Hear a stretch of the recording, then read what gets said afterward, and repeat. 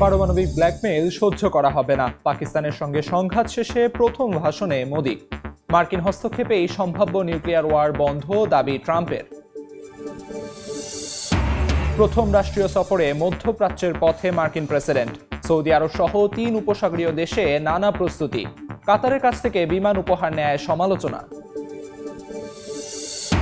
সবশেষ মার্কিন জিম্মিকে মুক্তি দিল হামাস। বাকিদের বিষয়ে আলোচনায় কাতারে প্রতিনিধি দল পাঠাবে ইসরায়েল। গাজায় খাদ্য সংকটে দুর্ভিক্ষের ঝুঁকিতে 5 লাখ ফিলিস্তিনি। এবং যুদ্ধবিরতি চুক্তির আহ্বান উপেক্ষা করে ইউক্রেনে শতাধিক ড্রোন হামলা রাশিয়ার। ব্যাপক ক্ষয়ক্ষতি। তুরস্কে বৈঠকে বসছেন পুতিন, জেলেনস্কি। যোগ দিতে পারেন ট্রাম্পও।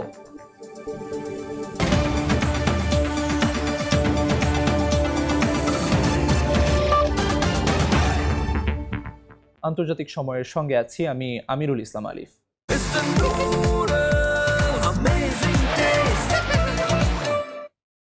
ভারত পাকিস্তান যুদ্ধবিরতির পর প্রথমবারের মতো জাতির উদ্দেশ্যে ভাষণ দিলেন ভারতের প্রধানমন্ত্রী নরেন্দ্র মোদি। সোমবার দেয়া ভাষণে বলেছেন, নয়াদিল্লি পারমাণবিক ব্ল্যাকমেইলকে ভয় পায় না। অপরদিকে পাকিস্তানের পররাষ্ট্রমন্ত্রী ইসহাক দার বলেছেন, তার দেশ পারমাণবিক অস্ত্র ব্যবহারের কথা চিন্তাও করেনি। এদিকে যুক্তরাষ্ট্রের হস্তক্ষেপে ভারত পাকিস্তানের সম্ভাব্য পারমাণবিক যুদ্ধ থামানো সম্ভব হয়েছে বলে দাবি করেছেন ডোনাল্ড ট্রাম্প।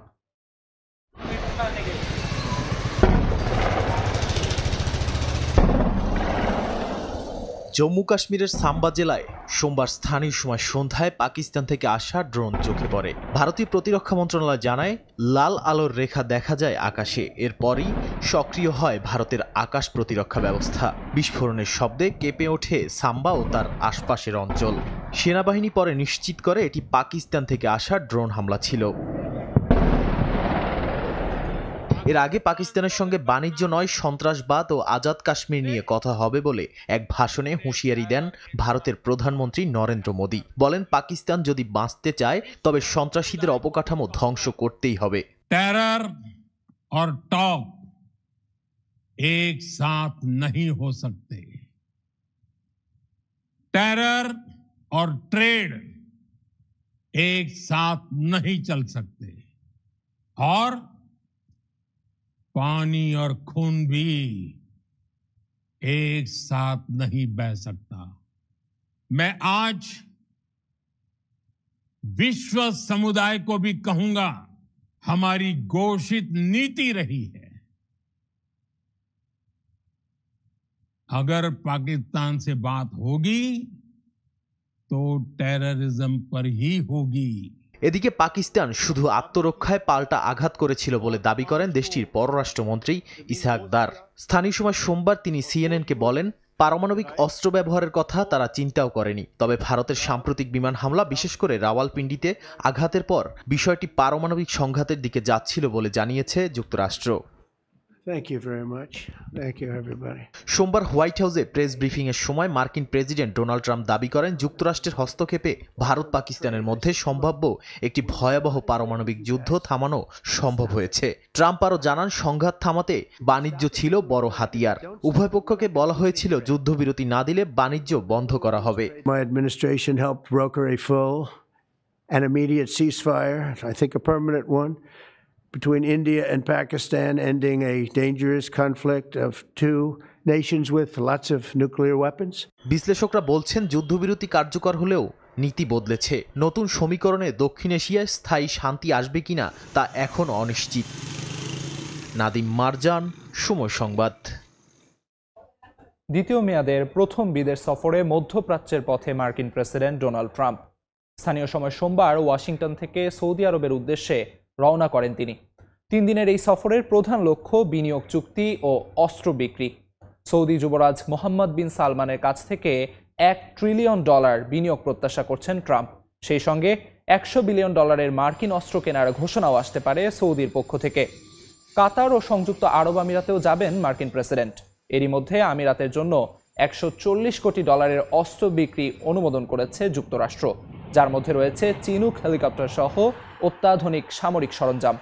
পারস্য উপসাগর নাম বদলে আরব উপসাগর করার সিদ্ধান্তও আসতে পারে এ সফরেই।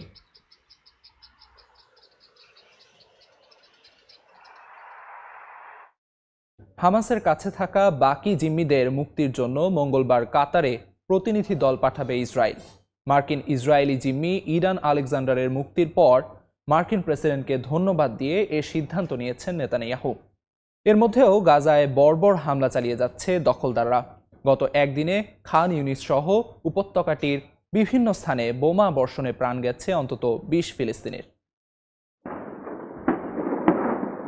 মানবিক সহায়তা আটকে দেওয়ার ৭১তম দিনে জীবন আরও দুর্বিষহ হয়েছে ফিলিস্তিনিদের। তবে এর মাঝেও উপত্যকাটিতে থেমে নেই ইসরায়েলের মুহুর্মুহু হামলা।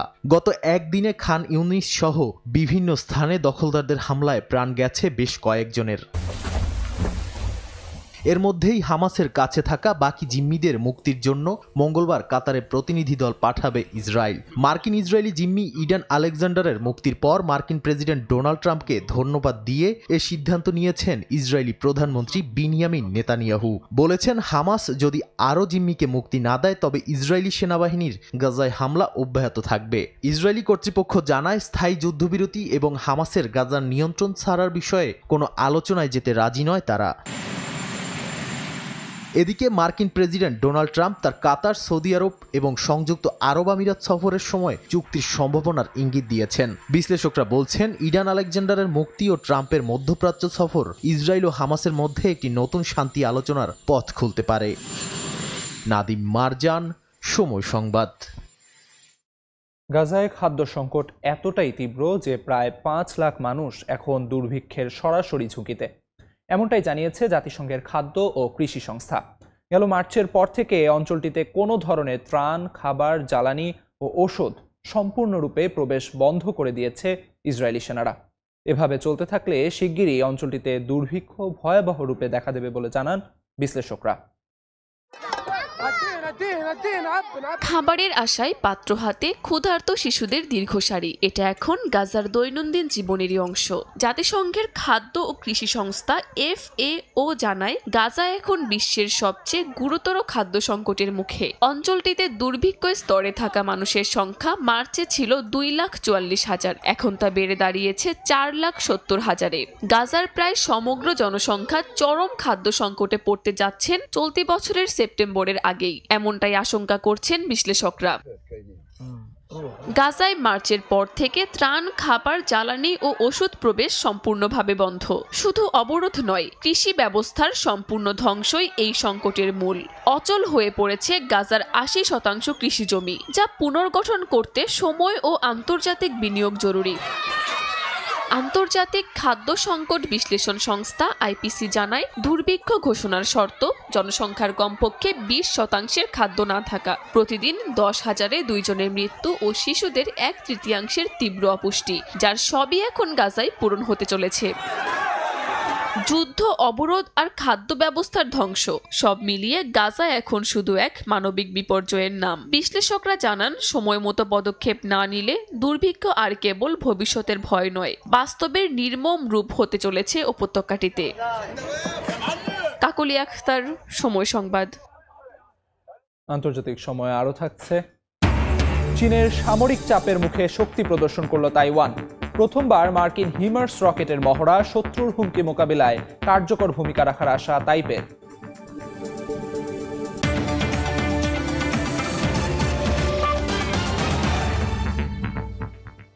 চুক্তির আহ্বান উপেক্ষা করে এক রাতে শতাধিক ড্রোন হামলা চালিয়েছে রাশিয়া। কিয়েভের দাবি, যুদ্ধবিরতির প্রস্তাব মেনে না নিয়ে আলোচনার কথা বলে সময় নষ্ট করছে মস্কো। এছাড়া তুরস্কে পুতিনের সঙ্গে সরাসরি বৈঠকে সম্মতি দিয়েছেন জেলেনস্কি, তবে তা শর্ত সাপেক্ষে। রোববার গভীর রাত থেকে সোমবার সকাল পর্যন্ত ইউক্রেনে 108টি ড্রোন হামলা চালায় রাশিয়া। ইউক্রেনীয় বিমান প্রতিরক্ষা বাহিনী জানায়, এর মধ্যে 55টি ধ্বংস করা হয়। তবুও ক্ষতির হাত থেকে রক্ষা পায়নি ওডেসা ও দোনেৎস্কের বেসামরিক অবকাঠামো।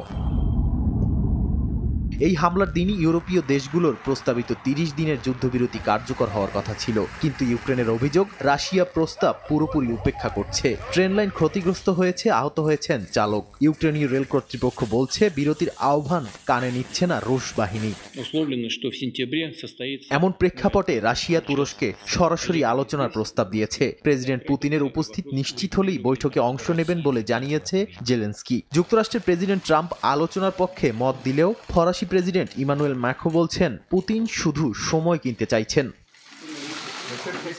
এদিকে সোমবারের মধ্যে রাশিয়া যুদ্ধবিরতি না মানলে নতুন নিষেধাজ্ঞা জারি করবে ইউরোপীয় ইউনিয়ন বলে হুঁশিয়ারি দিয়েছে জার্মানি। লন্ডনে ইউরোপীয় পররাষ্ট্রমন্ত্রীদের জরুরি বৈঠকে রুশ আগ্রাসন প্রতিরোধে কঠোর পদক্ষেপের ডাক উঠেছে। বর্তমান প্রেক্ষাপটে প্রশ্ন উঠছে, আলোচনা কি সত্যি যুদ্ধ থামাবে নাকি আরেকটি কৌশলগত চাল মাত্র? তবে এই প্রশ্নের উত্তর মিলতে পারে ইস্তাম্বুলে আগামী বৃহস্পতিবারের বৈঠকে। নাদিম মারজান, সময় সংবাদ।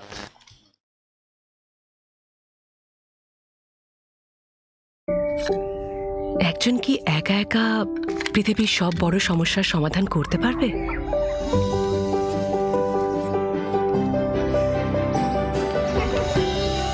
সহযোগিতাই সঠিক পথ নয় কি?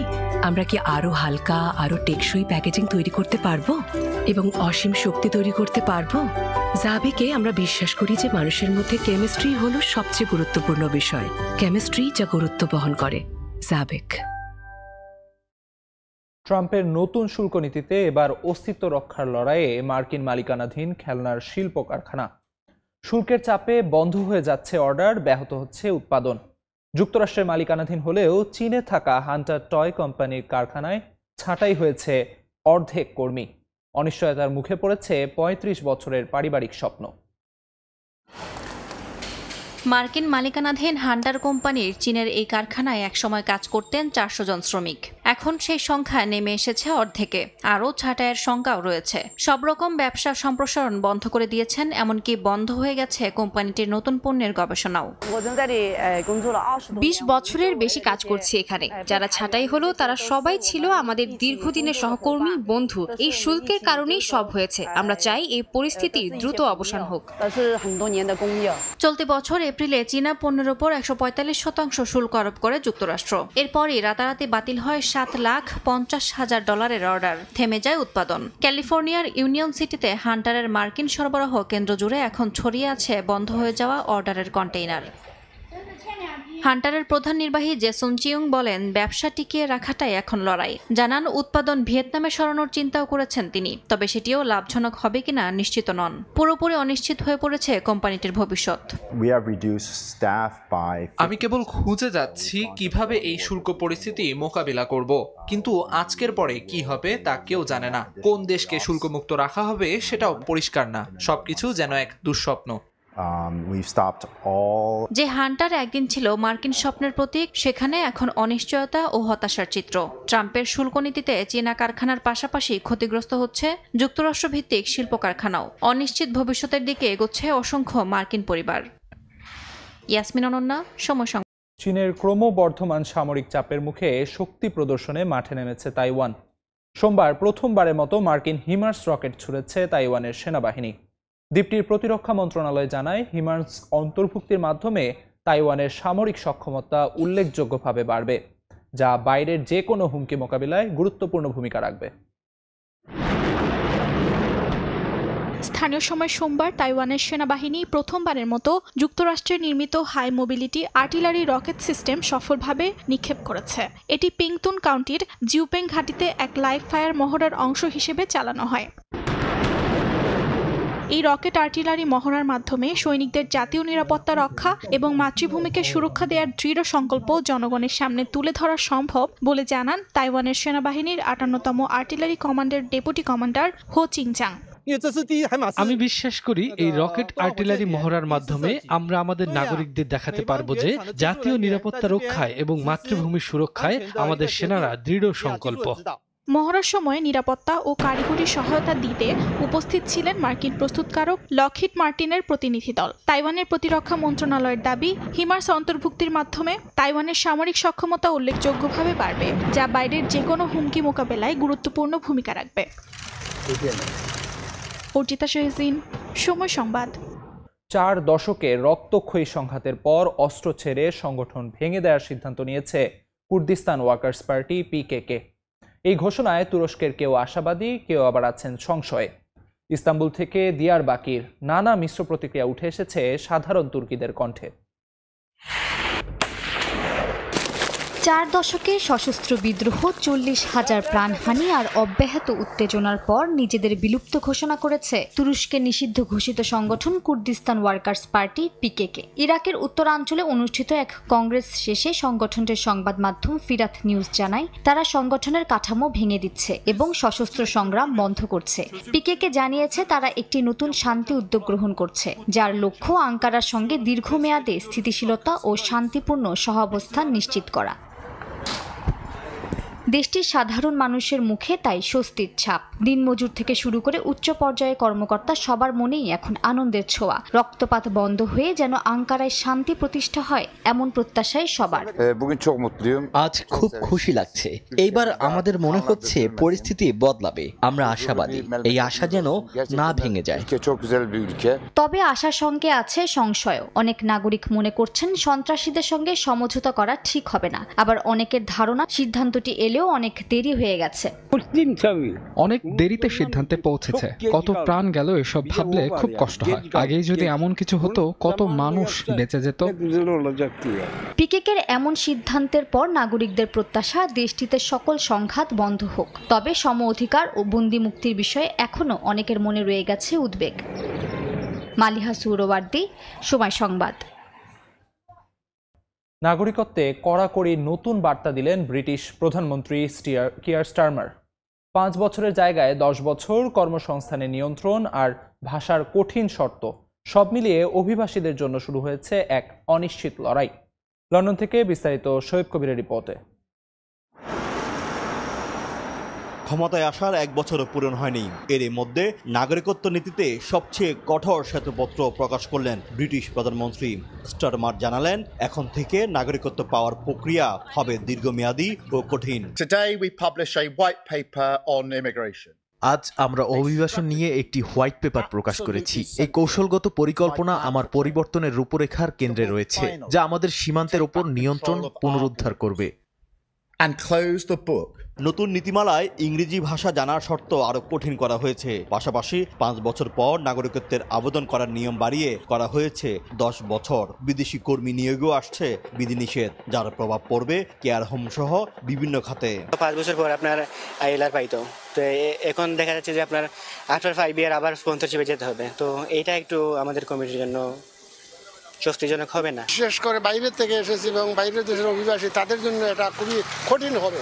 আইনজীবীদের মতে এই কড়াকড়ি শুধু অভিবাসীদের নয়, যুক্তরাজ্যের অর্থনীতির জন্য হুমকি। এতে কমবে দক্ষ জনশক্তি, বাড়বে সামাজিক চাপ। গভর্নমেন্টের প্রপোজালটা হচ্ছে হয়তো কিছুদিনের মধ্যেই তারা সবাইকেই 10 ইয়ার্সের ক্যাটাগরিতে নিয়ে আসবেন। তার মানে হচ্ছে আপনি লিগেলি যদি এই দেশে 10 ইয়ার্স থাকেন, রিগার্ডলেস অফ ওয়েদার পার্টনার ও প্যারেন্ট ও ইন এনি আদার ক্যাটাগরি, তাহলে আপনি ইনডেফিনিট লিভ টু রিমেইন পাবেন। এটা আমাদের জন্য একটা অশনি সংকট। 2024 সালে যুক্তরাজ্যে স্থায়ী বসবাসের অনুমতি পেয়েছেন 1,62,000 অভিবাসী, যা আগের বছরের তুলনায় 35% বেশি। কিন্তু নতুন নিয়মে সেই প্রবাহে পড়তে যাচ্ছে বড় ধরনের ধাক্কা।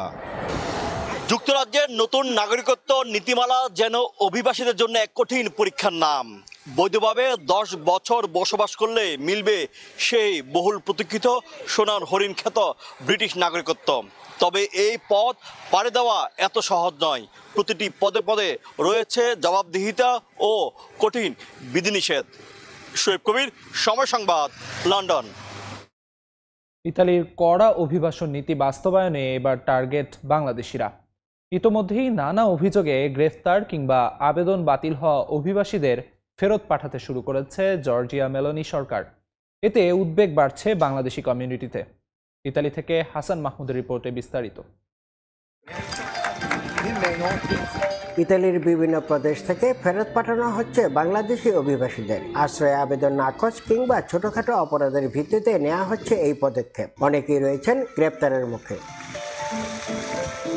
সর্বশেষ সিসিলির পালের্মো থেকে জঙ্গি তৎপরতার অভিযোগে আটক হয়েছেন 2 বাংলাদেশি। এছাড়া আনকোনা থেকে ধর্ষণের অভিযোগে গ্রেপ্তার হয়েছেন নরসিংদীর রানা মিয়া। পরে তাকে বাংলাদেশে ফেরত পাঠানো হয়। একই সঙ্গে ফেরত পাঠানো হয়েছে ঢাকার মারুফ রায়হান, নওগাঁর হাবিবুর রহমান ও সুনামগঞ্জের ইমরান শিকদারকে। অবৈধ অভিবাসীদের নিয়ে কাজ করেন সুমিতা হের। তিনি বলছেন, আইনি প্রক্রিয়া না জানার কারণেই বিপাকে পড়ছেন অনেকে। একইভাবে কমিউনিটির নেতারাও সতর্ক করছেন সবাইকে বৈধ পথে ইউরোপে আসার ব্যাপারে। অবৈধ বাঙালিদেরকে এখান থেকে পাঠিয়ে দেওয়ার মূলত কারণ হচ্ছে তারা যখন এখানে আসে, নতুন করে যখন আবেদন করে, তাদের কমিশনের ডেটটা খুব শীঘ্রই হয়ে যায়। ইতালির প্রধানমন্ত্রী জর্জা মেলোনি যে কোনো উপায়ে ইতালিতে অবৈধ প্রবেশ ঠেকানোর আপ্রাণ চেষ্টা করে যাচ্ছেন। এখানে ইটালিয়ানদের সাথে সাথে বাংলাদেশিদের বসবাস করার জন্য বৈধ উপায়ে বাংলাদেশিদের আনার যে প্রচেষ্টা, যে অব্যাহত রাখার একটা আহ্বান জানিয়েছেন, সেটার একটা ফল। 2017 সালে ইউরোপীয় ইউনিয়নের সঙ্গে স্বাক্ষরিত এক চুক্তির অধীনে এসব বাংলাদেশিকে ফেরত পাঠানোর সুযোগ পায় ইতালি। তবে আগে কখনো এত জোরালোভাবে সেই চুক্তি বাস্তবায়িত হয়নি। সময়সূচি সম্পর্কে তাদের সাধারণ ধারণা না থাকার কারণে নেগেটিভ আসার পর তাদেরকে অবৈধ ঘোষণা করা হয় আপিল না করার কারণে। এভাবেই অনেক বাংলাদেশিকে ইতালি থেকে ফেরত পাঠানো হচ্ছে। ইতালির রোম থেকে হাসান মাহমুদ, সময় সংবাদ। বৈশ্বিক যুদ্ধ পরিস্থিতির কারণে শ্রমশক্তি সংকট কমে যাওয়ায় বিদেশি শিক্ষার্থী কমানোর সিদ্ধান্ত নিয়েছে অস্ট্রেলিয়া সরকার। এর প্রভাব পড়তে পারে উচ্চশিক্ষার জন্য বিদেশ যেতে আগ্রহী বাংলাদেশি শিক্ষার্থীদের ওপর। এছাড়া ভিসা জটিলতা ও নানা শর্তারোপের কারণে অস্ট্রেলিয়ায় কমতে শুরু করেছে বাংলাদেশি শিক্ষার্থীর সংখ্যা। অস্ট্রেলিয়া থেকে SM আমিনুল রুবেলের রিপোর্টে বিস্তারিত। চলতি বছরে অস্ট্রেলিয়ায় কমে আসছে বাংলাদেশি শিক্ষার্থীর সংখ্যা। এর আগে দ্বিতীয় ধাপে থাকলেও 2018 সাল থেকেই অস্ট্রেলিয়া সরকারের অ্যাসেসমেন্ট লেভেল তৃতীয় ধাপে অবস্থান করছে বাংলাদেশ। ফলে উচ্চশিক্ষার জন্য অস্ট্রেলিয়ায় পড়তে আসা বাংলাদেশি শিক্ষার্থীদের নানা জটিল ধাপ উত্তীর্ণ হতে হচ্ছে। এর মধ্যে স্পন্সর, উচ্চ টিউশন ফি, IELTS এর ভালো স্কোর ও উচ্চমানের শিক্ষা প্রতিষ্ঠানে ভর্তি হওয়ার শর্তগুলো অন্যতম। বছরের প্রথম সেমিস্টারে উল্লেখযোগ্য হারে শিক্ষার্থী এলেও বাকি 3 সেমিস্টারের ভিসা দেওয়ার সংখ্যা কমিয়ে আনবে অস্ট্রেলিয়া। 2024 সালে রেকর্ড প্রায় 10 লাখ শিক্ষার্থী পৃথিবীর বিভিন্ন দেশ থেকে অস্ট্রেলিয়ায় পড়তে আসলেও চলতি বছরে সে সংখ্যা কমিয়ে 2,70,000-এ নামিয়ে আনার সিদ্ধান্ত নিয়েছে অস্ট্রেলিয়া সরকার। অস্ট্রেলিয়ায় সবচেয়ে বেশি চীন ও ভারতীয় শিক্ষার্থী পড়তে আসে। তবে চলতি বছরে ভারত ও নেপালের ভিসার শর্ত শিথিল করে দেওয়া হয়েছে। ফলে আরও বেশি প্রতিদ্বন্দ্বিতায় পড়তে যাচ্ছে বাংলাদেশিরা। এমনকি বাংলাদেশ থেকে পর্যটকের সংখ্যাও কমে আসছে আশঙ্কাজনক হারে। পরপর 3 জাতীয় নির্বাচনে হেরে 2022 সালে করোনা পরবর্তী সংকট মোকাবেলায় সরকারের দায়িত্ব গ্রহণ করে লেবার পার্টি। শ্রমবাজারের ব্যাপক শূন্যতা পূরণে মাত্রাতিরিক্ত মানব সম্পদ ও আন্তর্জাতিক শিক্ষার্থী আসার সিদ্ধান্ত নেয় অস্ট্রেলিয়া সরকার। এতে চাকরি, আবাসন সহ নানা জটিলতার মুখে পড়ে দেশটি। গেল মাসে আবারও নির্বাচনে জয়লাভ করে অভিবাসী বান্ধব লেবার সরকার ক্ষমতায় এলেও বাংলাদেশিদের ভিসা শর্ত সহজ করার সম্ভাবনা নেই বলে ধারণা করছে বিশেষজ্ঞরা। SM আমিনুল রুবেল, সময় সংবাদ, অস্ট্রেলিয়া। লন্ডনে ব্রিটিশ প্রধানমন্ত্রী কিয়ার স্টারমারের বাড়িতে রহস্যজনক আগুন। রাতের আধারে সংঘটিত এই ঘটনাকে ঘিরে তৎপর তদন্তকারীরা। নিরাপদে আছেন প্রধানমন্ত্রী, তবে বাড়ির সামনে মোতায়েন করা হয়েছে পুলিশ। স্থানীয় সময় সোমবার 1:30টার দিকে আগুন লেগে ক্ষতিগ্রস্ত হয় প্রধান ফটক। তবে কেউ আহত হননি বলে জানিয়েছে মেট্রোপলিটন পুলিশ। ঘটনাস্থলে পৌঁছে আগুন নিয়ন্ত্রণে আনে লন্ডন ফায়ার সার্ভিস। স্টারমারের দপ্তর থেকে জানানো হয় এটি একটি চলমান তদন্তের বিষয়, তাই এখনই বিস্তারিত বলা যাবে না।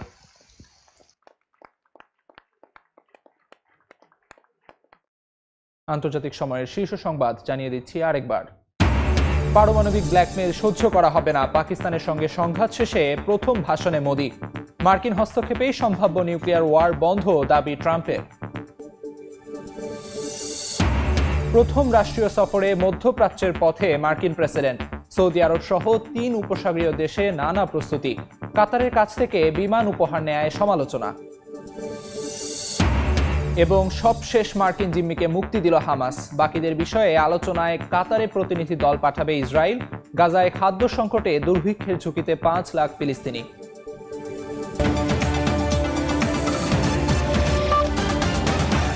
এই ছিল আন্তর্জাতিক সময়। সঙ্গে থাকুন সময়।